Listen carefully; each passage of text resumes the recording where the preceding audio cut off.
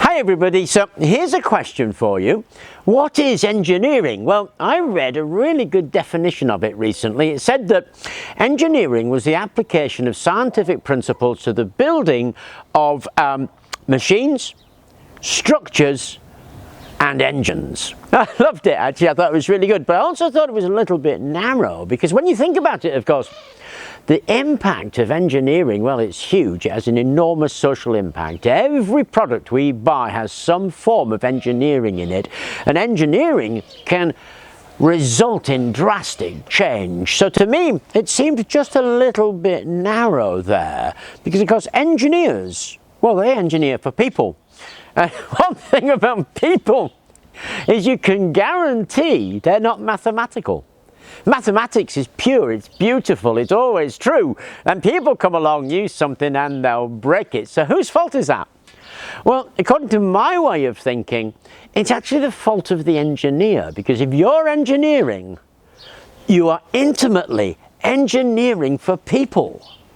So if I can add to that mix, I think I would include history, because the history of something really informs what it is that we're doing now. So when we're thinking about designing, building or engineering something, we take all of those aspects together. Look at the history of what was done and why it was done. And that, to my mind, is the way we can develop forward. Now, if we take all of that, stick it in a pot and stir it around a bit, we get, to my mind, engineering, because engineering is the application of that knowledge of science, mathematics, logic, politics, economics, psychology to create a suitable solution to a particular problem. And we can see that absolutely everywhere. We don't need to look at esoteric engineering solutions like the space shuttle. We can look into the past, we can look at things in the present, we can look at things like this table, we can look at things like the space shuttle, or we can look at things like castles.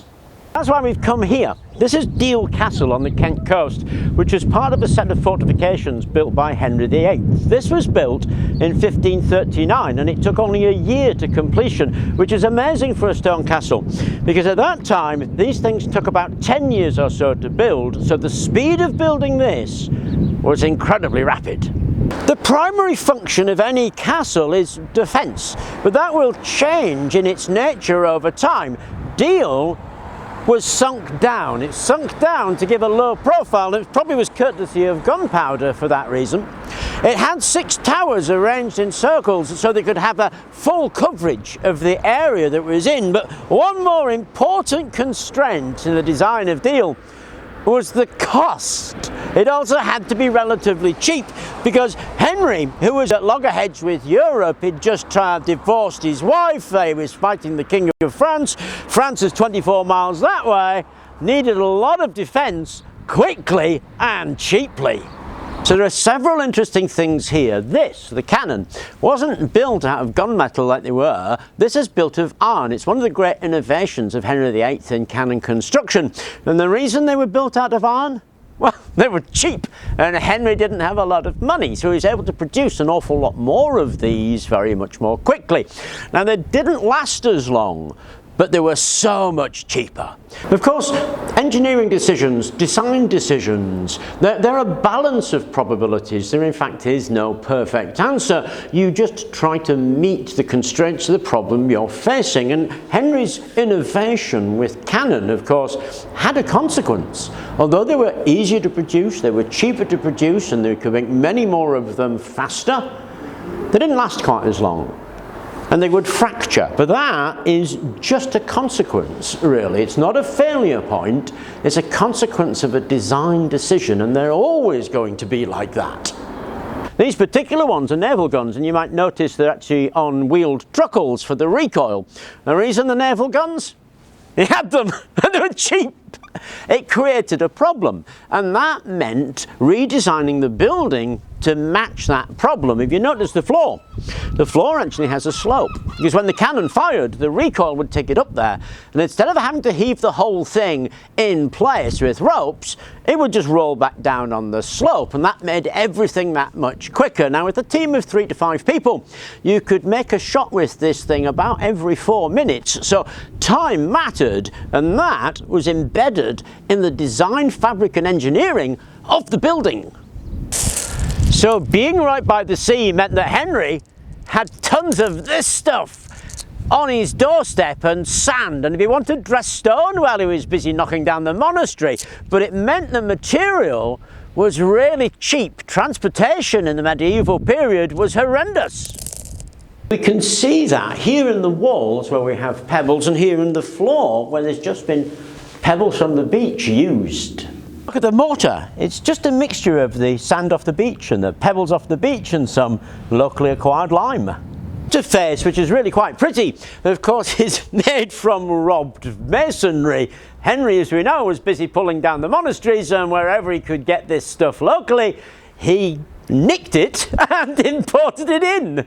Deal does illustrate what engineering is all about, how the design process works, but more than anything, it probably illustrates quite nicely what the constraints were, because although Henry needed defence, he didn't have a lot of money. I mean, he had strategies in place. One was to debase the currency by adding copper to the silver, and the other was to steal as much as he can from the monasteries, but the constraints were still there, and they were things like the available resources, the physical resources, and where to get them, the imagination of the people who were developing it for him, because of course it looked like a Tudor rose.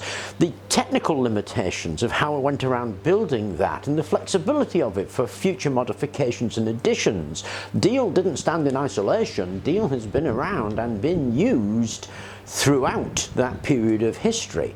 The main factor were probably cost and speed, and it illustrates quite well how Henry dealt with that problem and how his engineers found a suitable solution to the problems of constructing defences at Deal, Walmer and Sandown. So Deal actually embodies all of the engineering process, all of the design decisions, all of the constraints, all of the socio-economic policies that were in place.